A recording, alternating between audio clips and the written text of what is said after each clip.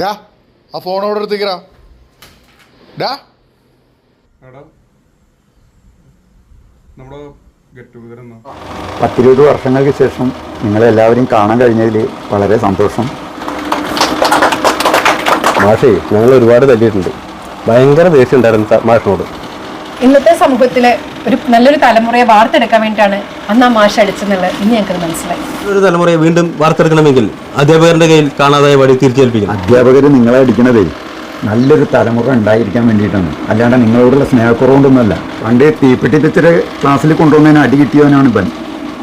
ഇന്നത്തെ തലമുറയിൽ മൊബൈൽ ഫോണും ലാപ്ടോപ്പും കൊണ്ടുവരാത്ത എത്ര കുട്ടികളുണ്ട്?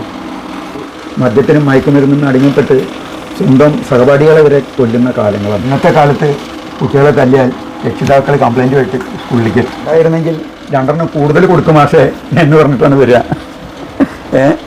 അധ്യാപകർക്ക് ഈ വടി തിരിച്ചു കിട്ടിയാൽ ലോകം മുഴുവൻ നന്നാവും എന്നല്ല പറയുന്നത്. പക്ഷേ ഇത്തരം പ്രശ്നങ്ങൾ ഉണ്ടാക്കുന്ന ഒരു തലമുറ ഉണ്ടാവില്ല. എല്ലാവരും പറയില്ല, പക്ഷേ ഈ തലമുറയിൽ പ്രശ്നക്കാരുണ്ട്.